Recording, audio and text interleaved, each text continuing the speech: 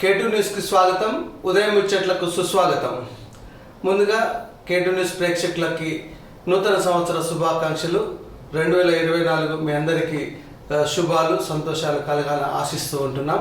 K2 news ప్రేక్షకులందరికీ 2024 నూతన సంవత్సర శుభాకాంక్షలు. పొద్దుగాల ముచ్చట్లకు మిమ్మల్ని ఆహ్వానిస్తున్నాం.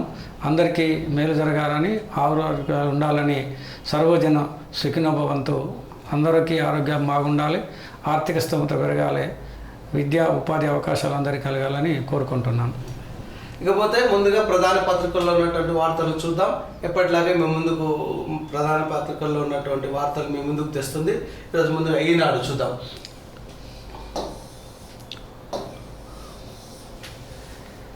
ఏఐ నామ సంవత్సరం, విద్యా ఉపాధి వైద్య రంగాల్లో కొత్త విప్లవం, కృత్రిమ మీద అంటూ ఒక ప్రధానమైనటువంటి బ్యానర్ల ఐటమ్గా ఇవ్వడం జరిగింది. ఏఐ నామ సంవత్సరం చాలా సంతోషమైనటువంటి విషయం. ఎందుకంటే ఆర్టిఫిషియల్ ఇంటెలిజెన్స్ ఇప్పుడు ప్రపంచాన్ని ఒక నూతన వ్యవస్థలకు తీసుకోబోతున్నది. ముఖ్యంగా యువత అందరికి కూడా దాదాపు సంవత్సరానికి 20 లక్షల నుంచి 40 లక్షల దాకా ఉద్యోగాలు వచ్చే అవకాశం ఉన్నదనేటువంటి విషయము అన్ని ప్రపంచ దేశాలు కావచ్చు, థర్డ్ వరల్డ్ కంట్రీస్లో ఉన్నది. ఇందులో ముఖ్యంగా ఆర్టిఫిషియల్ ఇంటెలిజెన్స్, ఆటోమేషను, రోబోటిక్స్, తర్వాత క్లౌడ్ కంప్యూటింగు, దాదాపు 5-6 రకాల కంప్యూటర్ కోర్సెస్ను యువత చదువుకున్నట్టయితేనే దాదాపుగా 40-6% ఉద్యోగ వ్యవస్థ ఈ రొటీన్గా బీఏ కాకుండా ఇప్పుడు విద్యా విధానంలో కూడా బీఏతో కలిసి కంప్యూటర్ నేర్చుకోవటము, బీకామ్తో కలిసి కంప్యూటర్ నేర్చుకోవటము, ఇంగ్లీష్ నేర్చిన కంప్యూటర్ నేర్చుకోవటం అనేటువంటిది ఉన్నది. కానీ మన పాశ్చాత్య దేశాలలో డాక్టర్ కోర్సు చదివినైనా కంప్యూటర్ కోర్సుకి వస్తున్నారు, కంప్యూటర్ కోర్సు చదివినైనా ఇంజనీరింగ్ కోర్సుకి వస్తున్నారు. మేము రావాలనేటువంటిది చాలా చాలా సంతోషము. మరి కొత్త ప్రభుత్వము నూతన సంవత్సర ఆవిష్కారాలతో రావటం కోసము ఈ వేదిక ద్వారా విద్యార్థులందరినీ కోరుకునేది ఖచ్చితంగా ఆర్టిఫిషియల్ ఇంటెలిజెన్స్లోకి వెళ్ళాల్సిన అవసరం ఉన్నది. అది వైద్య శాస్త్రంలో కూడా రోబోటిక్స్, సర్జరీస్ చేస్తున్నాయి. ప్రతి విషయాన్ని కూడా మనము ఒక మనిషి ద్వారా మనము ఈవెన్ సోషల్ మీడియాలో కూడా ఒక అమ్మాయి సోషల్ మీడియాలో కూడా ఒక మంచి ముద్దు పేరు చెప్పి అంటే యాక్చువల్గా మన లైఫ్లో ఉన్న అమ్మాయి కంటే కూడా అందము కడుతుంది కదా. యాంకర్లు అందరూ కూడా మేమందరం బాగా అసూయపడుతున్నాం అనేటువంటి విషయం. ఇంకోటి ప్రధాన వార్త మనం చూస్తున్నాం. భూసేకరణ ప్రధాన అడ్డంకి, కొన్ని ప్రాజెక్టుల పరిస్థితి యాంకర్లు అంటూ కొన్ని మనకు వివరాలు ఇవ్వడం జరిగింది. ప్రాజెక్ట్ పేరు కలవకుర్తి, వరద కాలువ, దేవాదుల, నెట్టెంపాడు, భీమా, ఎల్లంపల్లి, కుమ్రంభీం. చేయాల్సిన భూసేకరణ, సాగులోకి రావాల్సినటువంటి ఆయకట్టు అనేది ఇవ్వడం జరిగింది. ఇక్కడ 45 లక్షల ఎకరాల ఆయకట్టుకు నీరందించే పనులు పెండింగ్ లో. దీంట్లో మనం చాలా చాలా చాలా ఆలోచించాల్సింది ఏంటంటే, ఈనాడు టీఆర్ఎస్ ప్రభుత్వం ఉన్నప్పుడు ఎంతైతే ఇలాంటి విషయాలందరినీ తీసుకొచ్చి పెట్టే ప్రయత్నాలు ఏమేమి చేయలేదు. ఇప్పుడు మరి మహబూబ్ నగర్ నుంచి కలవకుర్తిని నేషనల్ హోదా ఇవ్వమని పోయి ముఖ్యమంత్రి గారు ప్రధానమంత్రి గారిని కలిసి మాకు ఇవ్వమని అన్నది. ప్రభుత్వం చదువుకున్నట్టంటే ఇది పెద్ద అడ్డంకి కాదు. ఈ సగానికి మించి పనులైన పనులు ఉన్నాయి. అసలు పనులు కానిదేమో అక్కడ మేడిగడ్డ ప్రాజెక్ట్. సో అందులో ఎక్కువ వస్తుంది అనేటువంటిది జగమెరిగిన సత్యము. ఇప్పుడు ఇక్కడ మన ముఖ్యమంత్రి గారు ఇవన్నీ వచ్చినాయి కాబట్టి మరి కలవకుర్తికి నెట్టంపాటుకు మాకు జాతీయ హోదా ఇవ్వాలనే ఉద్దేశంతో ఈ ఇబ్బందులు ఉన్నాయి కాబట్టి అడిగిండు. కాబట్టి ఒక ప్రభుత్వం తలుచుకున్నప్పుడు ఈ ఇబ్బందుల్ని అధిగమించడము, రైతులను ఒప్పించడము అనేటువంటిది పెద్ద సమస్య కాదు. ఖచ్చితంగా రైతులందరినీ కూర్చోబెట్టి మాట్లాడినట్టు ఉంటే సగం పనులు పూర్తయినాయి కాబట్టి ఖచ్చితంగా అవుతుంది. అంటే ఈనాడు దాన్ని బయటికి తీసుకొచ్చే ప్రయత్నం చేస్తుంది కాబట్టి మరి ఇప్పుడున్నటువంటి ముఖ్యమంత్రి గారు తలుచుకున్నట్టు ఉంటే అది పెద్ద అడ్డంకి కాదనేటువంటి విషయాన్ని మనం ప్రజలకు చెప్పాల్సిన అవసరం ఉంది. ఇక మరొకటి నిన్నటి కొనసాగింపు వార్త చేసింది. మెగా డిఎస్సికి కసరత్తు షురు. ఇప్పటికే గుర్తించిన ఉపాధ్యాయ ఖాళీలు 5,089, పదోన్నతులు కల్పిస్తే మరో 9,000. టెట్ నిర్వహణ తర్వాత పదోన్నతుల ప్రక్రియ అంటూ ఒక వార్త మనం చూస్తూ ఉంటాం. అంటే ఇప్పుడు అప్పుడే హరీష్ గారు కూర్చొని మీరు ఏమీ చేయటం లేదు అనేటువంటి మాట అన్నారు కాబట్టి డిఎస్సిని వాళ్ళు ఖచ్చితంగా ముఖ్యమంత్రి గారు చెప్పారు కదా, ఈవెన్ తండాలో కూడా మేము స్కూళ్ళు ఖాళీగా ఉంచము. మీరు కదా ఆ ప్రభుత్వం ఏం చేసింది, రేషనలైజేషన్ అనే పేరుతో దాదాపు 6,000 స్కూళ్లను సింగిల్ ఉపాధ్యాయుడు ఉన్నాడు కాబట్టి దాన్ని ఆపేసేసి పక్కదంతా కలిపే ప్రయత్నం చేసి దానికి భిన్నంగా ఇది చేస్తున్నారు కాబట్టి మాట అన్నారు. 5,000 కాదు, 9,000 కాదు, 10,000 పైసలకు సీట్లను కూడా ఖచ్చితంగా అది విద్య మీద ఖర్చు పెట్టేది, వైద్యం మీద ఖర్చు పెట్టేది, డబ్బులు రిటర్న్ కాకుండా ఒక ఆరోగ్యవంతమైన సమాజాన్ని, ఒక జ్ఞానవంతమైన సమాజాన్ని, ఒక నీతివంతమైనటువంటి సమాజాన్ని నిలుపుకోవటం కోసం ప్రయత్నం చేయటము అది పెద్ద సమస్య కాదు. డిఎస్సిని ఈ ప్రభుత్వం ఖచ్చితంగా చేసి తీరుతుందని మనం నమ్మాల్సి. ఏం లేక 5,000, 9,000, 14,000 పోస్టులు అనేటువంటిది చాలా చిన్నది. ఇది ఆహ్వానించదగ్గ విషయము. ఖచ్చితంగా ప్రభుత్వం చేయాలని మనం కోరుకుందాం. ఇంకొక వార్త చూస్తాం, విద్యకు సంబంధించినటువంటిది. ఇక వర్సిటీలకు పూర్తి స్థాయిలో వీసీలు, ఎక్కడ ఇన్ఛార్జీలు లేకుండా చర్యలు, గడువులకు ముందే నియమించాలని ప్రభుత్వ నిర్ణయం. రైట్. అంటే డెఫినెట్గా ఒక మంచి వార్త. ఎందుకంటే మన తెలంగాణ యూనివర్సిటీలు అందరూ కూడా ఒక్కొక్క ఏరియాలో ఉన్న పాలమూరు యూనివర్సిటీకి ఒక మంత్రి పైరవి చేసి తన మనిషిని పెట్టుకున్నారు. మహాత్మా గాంధీ యూనివర్సిటీకి ఒక ఎమ్మెల్యే పైరవి చేసి వాళ్ళని పెట్టుకున్నారు. తెలంగాణ యూనివర్సిటీకి ఇక్కడంతా తెలంగాణలో వచ్చిన దరిద్రం ఏంటంటే మనకు బయట దేశాలకు పోల్చుకున్నట్టయితే ఉంటే తెలంగాణనే ఫర్ ఎగ్జాంపుల్ 4 కోట్ల కంటే చేసినట్టయితే ఉంటే తెలంగాణ ఒక 30 దేశాల కంటే కూడా ఎక్కువైనది. అంటే ప్రపంచంలో ఉన్న 30 దేశాలకు సమానమైనది. అంటే 4 కోట్ల ప్రజలున్న దేశాలు ఉన్నాయి. మన భూమి మీద 4 కోట్ల ప్రజలున్న దేశాలే ఉన్నాయి, 30 దేశాలు ఉన్నాయి. So it is equal to 30 countries. So 30 కంట్రీస్లో ఉన్నదాన్ని చేస్తే ఆ కంట్రీస్ అన్ని కూడా నంబర్ 1 కావడానికి కారణం ఏంటంటే యూనివర్సిటీలలో రాజకీయ జోక్యం ఉండకూడదు, నిష్ణాతులైన తీసుకోవాలి. ఇప్పుడు మనము ఉస్మానియా యూనివర్సిటీనే చూసుకుంటున్నాము, దాదాపు 1000 పోస్టులు ఖాళీగా ఉన్నాయి. ఒకప్పుడు ప్రపంచంలో నంబర్ 1 ఉన్న యూనివర్సిటీని 1000 పోస్టులు ఖాళీ పెట్టి వీసీ దగ్గరికి పోవాలంటే కంచెను పెట్టి పోలీసు వాళ్ళను పెట్టి విద్యా విధానం లోపల ఉంచి తర్వాత ప్రైవేట్ యూనివర్సిటీ లోపల ఒక రిజర్వేషన్ అనే పదమే లేకుండా తీసుకొని ఆ జోక్యం కల్పించకూడదు. ఖచ్చితంగా దానికి ఒక చర్చ కమిటీ ఉంటుంది, ఒక కమిటీ ఉంటుంది. ఆ కమిటీ లోపల అంత రాజకీయ నాయకులకు ఏమాత్రం లేకుండా ఎవరైతే నిష్ణాతులు ఉన్నారో, న్యాయము ధర్మబద్ధంగా ఉన్నారో అట్లాంటి వాళ్ళని ఒక్కొక్క ఎకడమిషన్ ఒక కమిటీ ఫామ్ చేసి అందులో ఉన్న వాళ్ళని వీసీ లేకుండా పోతే ఏమవుతుంది, మొత్తము మౌలిక సదుపాయాలన్నీ పడిపోతాయి. సో దాన్ని చేయడం అనేటువంటిది చాలా ముఖ్యమైన పని. క్రైమ్ వార్త మనం చూస్తున్నాం. రోజు 3 కోట్లు మాయం. తెలంగాణ వాసుల్ని కొల్లగొట్టిన సైబర్ నేరస్తులు 5 నేర విధానాల ద్వారా ఎక్కువ ఆర్థిక మోసాలంటూ మనం కథనాన్ని చూస్తున్నాం. డెఫినెట్గా ఇప్పుడు లేటెస్ట్ కాన్సెప్ట్ ఏమవుతుందంటే ఈజీగా ఎర్నింగ్ అయింది. సాంకేతిక నైపుణ్యాన్ని ఒక కత్తి ఉన్నది, మనం కూరగాయలు కోసుకోవాలి, లేకపోతే ఉంటే ఇంట్లో దాన్ని ఒక మంచి పనికి ఉపయోగించుకోవాలి, దాన్ని తీసేది పక్కని పొడిచేస్తున్నాం. సో సాంకేతిక విద్య, ఆటోమేషన్ కావచ్చు, క్లౌడ్ కండింగ్ కావచ్చు, ఆర్టిఫిషియల్ ఇంటెలిజెన్స్ కావచ్చు, మనకు ఒక మెసేజ్ యువతకు అందరికీ కూడా చెప్పేది ఏంటంటే మీకు 100 రూపాయలు పెట్టుబడి పెడితే ఆన్లైన్లో 200 వస్తాయి అని చెప్తున్నాడు. సో 200, 300 వాడు 10,000 వరకు రెగ్యులర్గా ఇస్తాడు. 5,000 వేస్తే 10,000 ఇచ్చేసేస్తాడు. ఎప్పుడైతే నీకు ఇంత పెద్ద మొత్తం ఒక 10 సార్లు చూసిన తర్వాత ఓకే ఇది రియలిస్టిక్ ఉన్నదని చెప్పిన వెంటనే ఈ 10,000తోని పరవాడు పెట్టిన తర్వాత మీరు 1,00,000 వేయండి, 10 లక్షలు చెప్పిన తర్వాత పోయిన 10 లక్షలు రావు. సో ఇట్లాంటి ఊరికనే ఏదో వస్తున్నది, నీకు ఒక లాటరీ వెళ్ళింది, లేదు నీకు 1 కోటి రూపాయల వస్తువు వచ్చింది, రీచ్ అవుతుంది. ఈ అన్నిటి కూడా యువత ముఖ్యంగా ఎట్టి పరిస్థితులలో ఆన్లైన్ మనం చూస్తున్నాం కదా, ఆన్లైన్లో డబ్బులు తీసేసుకొని అప్పులు తీసేసుకొని ఇంట్రెస్ట్ కట్టకపోతే వాళ్ళు 10ల సంఖ్యలో వచ్చి ఇంటి మీద పడి వాళ్ళు డ్రగ్స్ కి అడిక్ట్ అయ్యి ప్రధాన వార్త కూడా అదే ఉంది. డ్రగ్స్ కి ఆ అప్పులు తీర్చలేక డ్రగ్స్ వ్యాపారాలు దిగినటువంటి యువత ఉంది. అందుకోసము సైబర్ సెక్యూరిటీ అనేటువంటిది కూడా ఆర్టిఫిషియల్ ఇంటెలిజెన్స్ లో ఒక కోర్స్ ఉన్నది. సైబర్ సెక్యూరిటీ నేర్చుకోవాలి, ఆటోమేషన్ నేర్చుకోవాలా. సో హౌ టు మనం ఇప్పుడు ఎంత అంటే ప్రయాణం చేస్తున్నామో మనకి యాక్సిడెంట్ను కూడా తప్పించుకునే ప్రయత్నం చేయాలి. మనం ఏఐలో ఉన్నటువంటిది అదే ఒకటి. కాకపోతే నెక్స్ట్ మనం సాక్షి ప్రధాన పత్రికలో మనం చూస్తే కనుక 2024 ప్రాధాన్యం రైతు, మహిళలు, యువత, దీన్నే సంకల్పంగా తీసుకున్నాం. ప్రజలకు నూతన సంవత్సర సందేశంలో ముఖ్యమంత్రి రేవంత్ రెడ్డి త్వరలో సాగునీటి రంగంపై శ్వేతపత్రంతో వాస్తవాలు వెల్లడిస్తాం. అతి త్వరలో కొత్త పింఛన్లు, రేషన్ కార్డులు, ఇళ్ల మంజూరు, తప్పుడు ప్రచారాలతో గందరగోళం వద్దు అంటూ ఒక కథనాన్ని మనం చూస్తున్నాం. డెఫినెట్గా ఇది రైతు మహిళా యువత అనేటువంటిది మన అసలు భారతదేశం మొత్తమే వ్యవసాయ ఆధారిత దేశం. 60% గ్రామీణ యువకులు అందరూ కూడా ఖచ్చితంగా వ్యవసాయ పనుల మీద ఆధారపడి ఉన్నారు. సో రైతుకు ప్రతి దేశంలో కూడా జరగాల్సింది ఏంటంటే ఈ భరోసాలు ఇవ్వటం కంటే వాళ్ళకు తగిన ధర ఇవ్వాలి, బోనస్ ఇవ్వాలనేటువంటిది ప్రతి చోట కూడా చెప్పేదాన్ని. ఎగ్జాక్ట్లీ బోనస్ ఇవ్వాలా, డబ్బులు మన స్వామినాథన్ కమిషన్ చెప్పింది ఏంటంటే డబుల్ బోనస్ ఇచ్చినట్టు రైతు ఎన్నడూ కూడా నష్టపడ్డు. సో వాళ్ళకు తగినటువంటి శ్రమకు తగినటువంటి ఇచ్చి నష్టం పడ్డప్పుడు వ్యవస్థ ఆదుకోవాలి. వర్షాలు వచ్చినాయి తన్నుకొని అవతల పడ్డది అని పెట్టుబడి కూర్చున్నాడు. కాంగ్రెస్ ప్రభుత్వం ఆదుకుంది.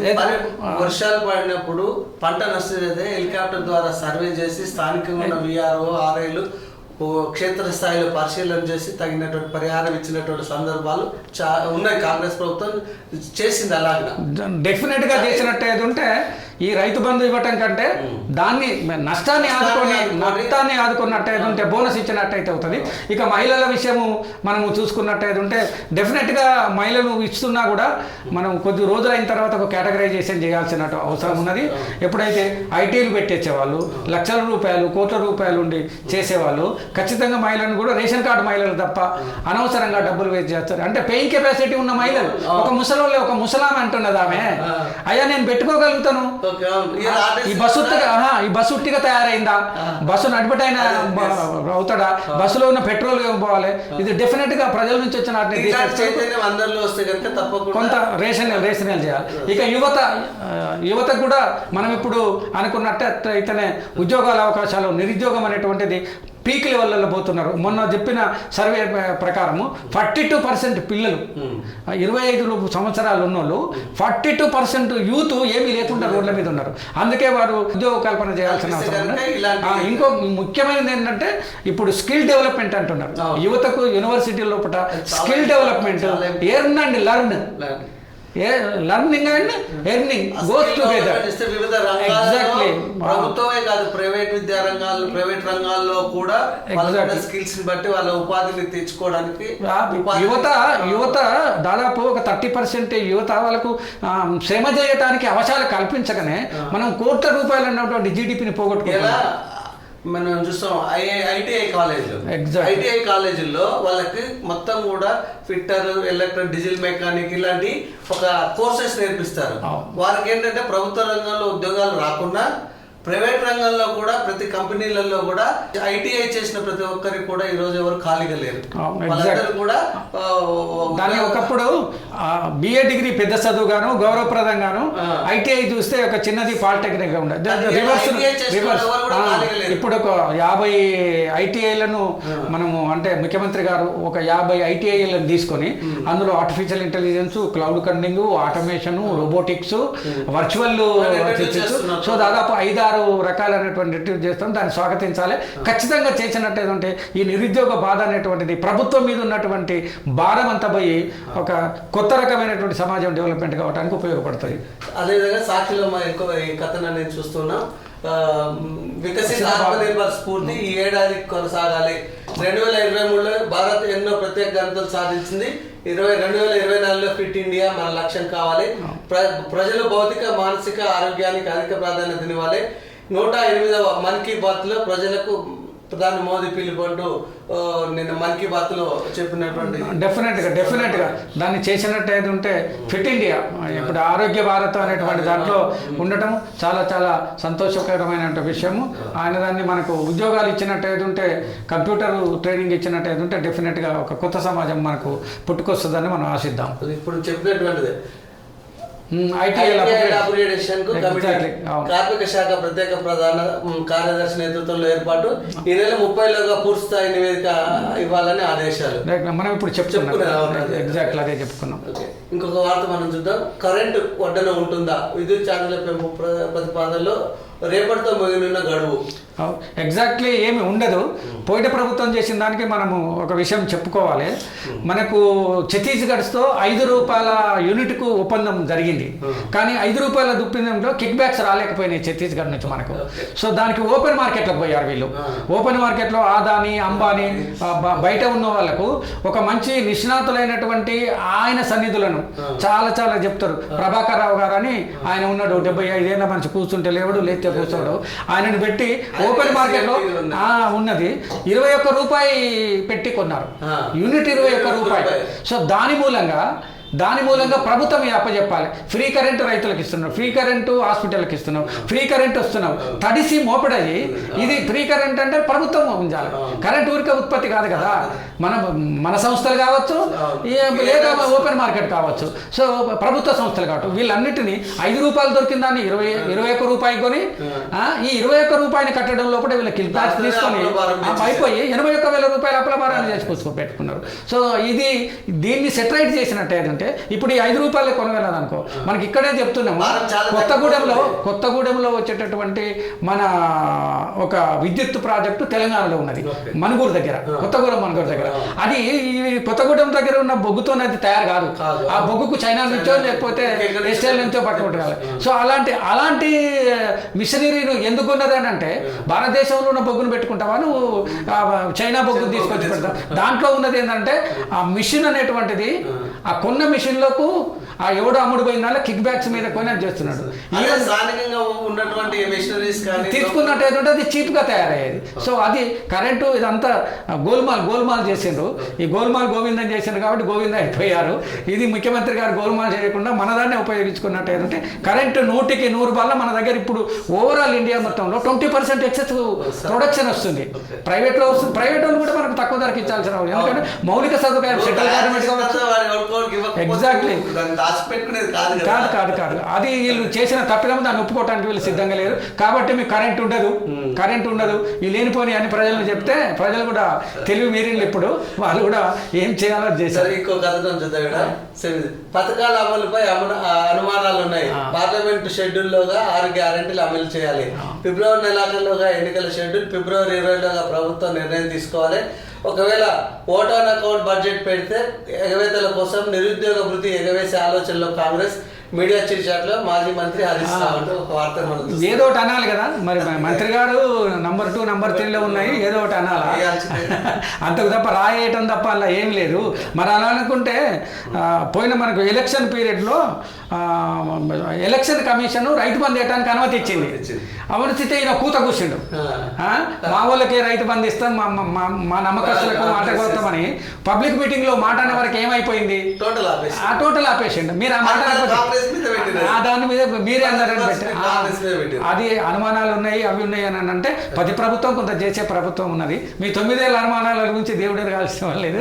ఈ ఒక్క రోజుకు 20 రోజుల్లోనే 20 రకాల ఇంకా ప్రజలు కూడా ఇదే ఒకవేళ చేయనంటే ప్రజలు బుద్ధి పెట్టడానికి రెడీగా ఉన్నది. ఇప్పుడు పోయినసారి మనకు ఇప్పుడు ఉన్నటువంటిది ఏంటంటే, నిన్ననే మన కేటీఆర్ అన్నాడు కదా, మేము 32 మెడికల్ కాలేజీలు తెచ్చినాము. 32 మెడికల్ కాలేజీల బదులు 32 యూట్యూబ్లు పెట్టుకొని చేస్తుంటే, అది కాదు ప్రజలు యూట్యూబర్లు ఇప్పుడు వాళ్ళకి గుర్తొచ్చేసింది. అంటే పౌర సమాజం తెలంగాణలో గట్టిగా ఉన్నారు. ఎందుకు తెలుసా? 100 కోట్లు పెట్టి మెయిన్ మీడియా అంతా కొనేసింది.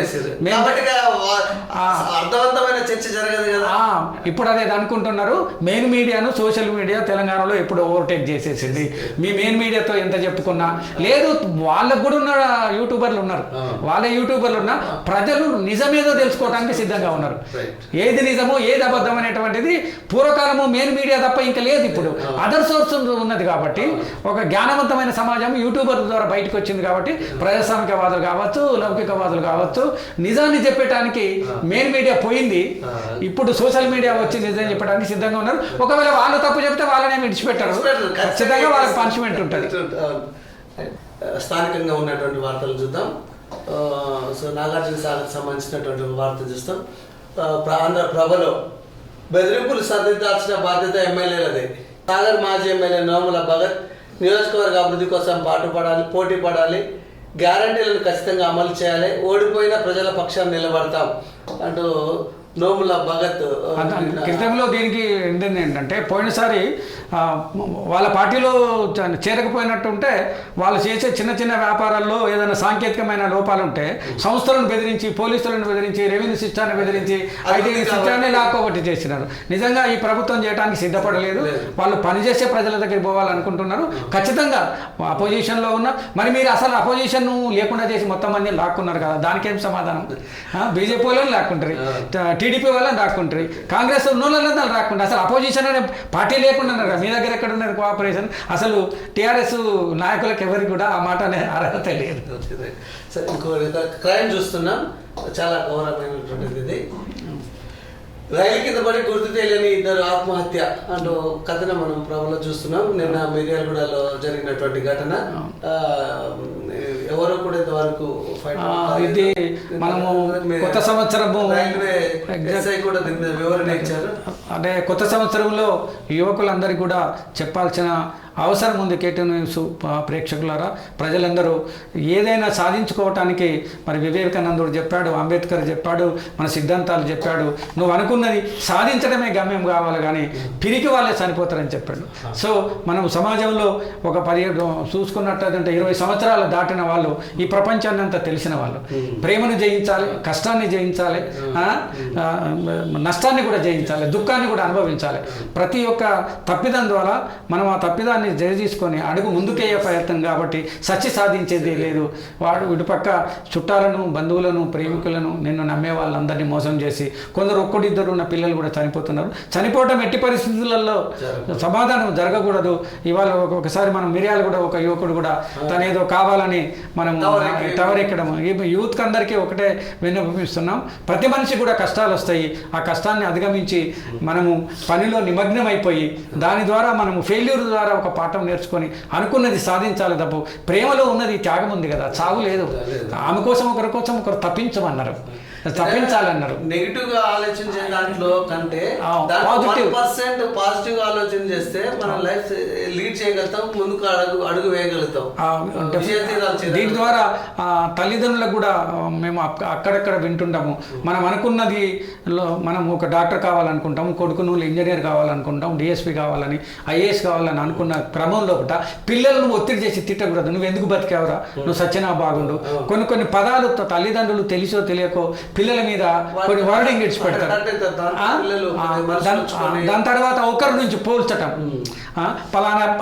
పలానా వాళ్ళ అబ్బాయి ఒక్కసారికే ఐఏఎస్ అయిపోయిండు, పలానా వాళ్ళ అమ్మాయి ఒక్కసారికే డాక్టర్ అయిపోయింది. పోల్చి ఇన్సల్ట్ చేయటం, వాళ్ళని అధైర్యపరచడం కూడా తల్లిదండ్రులు చేయాల్సిన అవసరం. ఆ వ్యక్తిత్వ వికాస నిపుణులు కూడా అదే చెప్తారు. ఎప్పుడు కూడా ఫెయిల్యూర్ను నెగటివ్ కాన్సెప్ట్ కాకుండా రాలేదు అని వాడు బాధపడుతుంటే ఇప్పుడు రాకపోతే రెండోసారి వస్తుంది అనేటువంటి నమ్మకాన్ని స్నేహితుడు ఇవ్వాలి, ఒక పక్క టీచర్ ఇవ్వాలి, ఒక పక్క తల్లిదండ్రులు కూడా ఇవ్వాలి. సో ఈ అన్నిటికీ మిళితమై యూత్ నాశనం చేసే ప్రయత్నం చేయకూడదు. మనలాంటి మీడియా వాళ్ళు కూడా చావు ఏదో సమస్యకు కారణం కాకూడదు, చావు పరిష్కారం కాకూడదు. దాన్ని మనము అధిగమించి మనము గెలిచి మేము ఈ కష్టంలో గెలిచి ఇలా బతుకుతున్నామని ఒక సమాజానికి మెసేజ్ ఇవ్వాల్సిందిగా మనము కోరుకోవాలి. ఇది ఈరోజు ఉదయం ముచ్చట్లతో మేము ముందుకు వచ్చాం. థ్యాంక్ యూ అందరికీ. పొద్దుగాల ముచ్చట్లకు మరొక్కసారి మిర్యాలగూడ ప్రజలందరికీ, మరి డాక్టర్లు కావచ్చు, ఇంజనీర్లు కావచ్చు, కార్మికులు కావచ్చు, కర్షకులు కావచ్చు, అడ్డమీది కూలీలు కావచ్చు, మహిళలు కావచ్చు, యువత కావచ్చు, న్యాయవాదులు కావచ్చు, మరి తెలంగాణ ప్రజలందరూ కూడా సుఖ సంతోషాలకు ఉండాలి. కష్టాన్ని ఎదిరించడం అనేది దాన్ని వల్ల మనము వాక్యం రాసుకోవాలి. కష్టాన్ని ఎదిరించి తీరుతాం, అనుకున్నది చేసి తీరుతాము. ఓటమి అది ఒక పాఠంగా నేర్చుకుంటామని అన్ని రకాల ప్రజలందరూ ముందుకు పోవాలని, మీ పిల్లలు మీరు ఆరోగ్యంగా ఉండాలని, సర్వోజను సుఖినో భవంతు, మీరందరూ బాగుండాలి, అందులో మీరు మేము మనం అందరం ఉండాలని కోరుకుంటున్నాం. అందరికీ నూతన సంవత్సర శుభాకాంక్షలు తెలియజేస్తున్నాం. Thank you.